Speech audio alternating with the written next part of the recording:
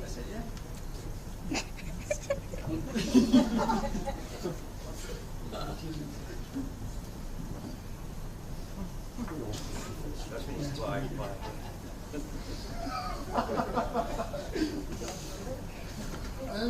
Yeah, first of all, I feel like a bit of a fraud because I never meant to be a writer at all.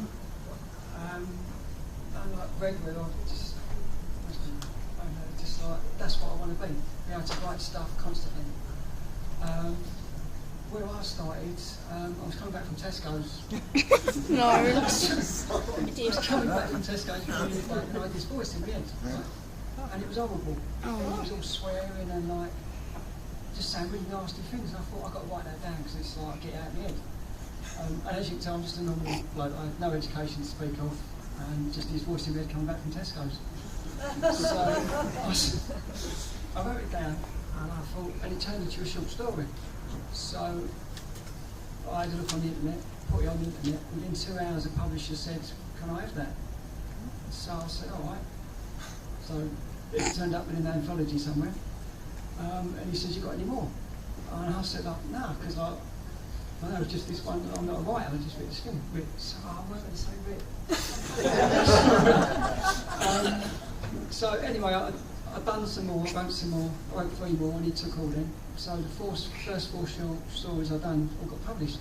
And it was only then I realised how half the world was trying to get published. And the first 4 that I'd written all did. And they was written in the way that I talk. So in the vernacular, lots of slang, lots of swearing. I don't swear a lot at all. Oh, really? My daughter's over there. So I thought, that's against all the rules of writing.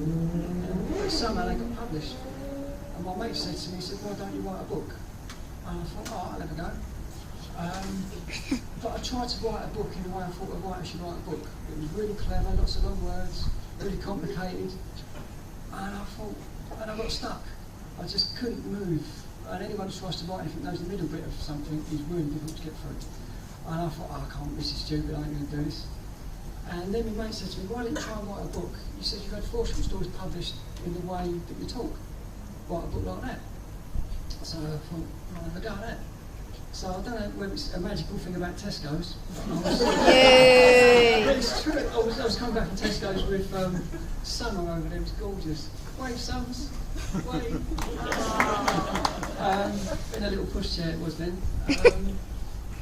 And I had this image in my head of this boy laying in front of the telly watching the 1975 Cup final.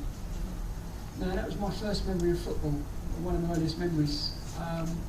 And I'd written one of the short stories linked in with it. And I thought, when I read the short story again, I thought there's more to it than just this short story. So I started off with this scene. I had no idea where it was going.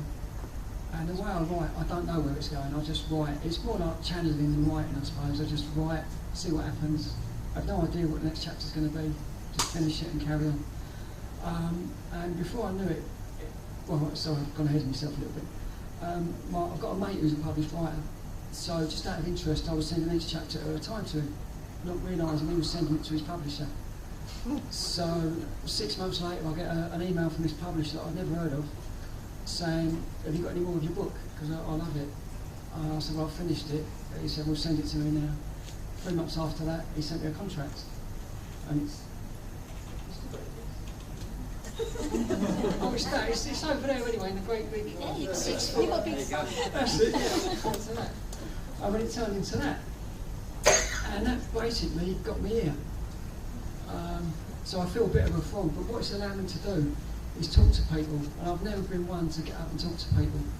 But I've done a workshop and a couple of talks, and there it is. And the highlight for me was I got asked to talk at Barking College last Monday, and going to a library talk, I think, well, it's a library crowd turn up. Going to a college to talk, I had no idea. I didn't know if it was like students skiving, a couple of old ladies off the street, I had no idea. But I walked in and I said to Steph, the manager, who was lovely, I said, "Anyone turning up?" She said, "We've got 2 classes." And I thought, well, I don't want to tell you what I thought. But it turned out that there was 33 people turning up, And it was the most amazing hour and a half, 2 hours of my life, because one of the classes was a group of students, 16 to 18, that hated reading, hated writing, but the teacher walked in with an armful of copies of the book that they'd been studying in class, and it got them into reading and writing, because they associated with the book so much, because it's perhaps written in the sort of normal language, it wasn't intimidating or nothing. So I had these kids, and they listened and sat for an hour and a half listening to me, talking about a book in a library, and wanted their photo took afterwards. And like, one of them didn't want it took, and I said, if I'm going to have it took, you're going to have it took, because I ain't having my photo took. So I'm thinking there was a connection I'd made there, just through words, just through writing. And one of the things I said to them was, if you can write something to help make sense of yourself, instead of putting your fist through a window, then write it. But I tell you what, it takes more courage to write how you feel than to put your fist through a window. And these kids just sat there and wanted the book signed afterwards. One of them said, "Can you put a swear word in it?" And I said, and it was to see these kids. And I know there's a few people here that have read the book and have been moved by it, and every time someone says something nice about it, I think, but it just came out of my head. It's like I didn't mean to write it, if you like. But to look at these kids' faces afterwards and just sitting there and just listening to me it's one of the proudest moments of my life. And I just thank so much the festival organisers, Lena especially, wherever she is, just for providing this film out,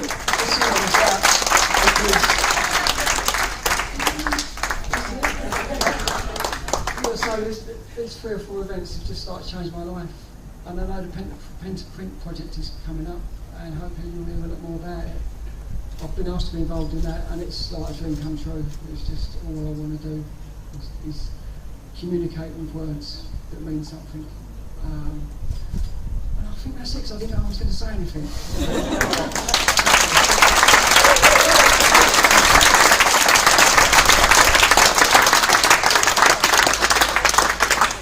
What's up, geezer? Enough from viewing of life, I am.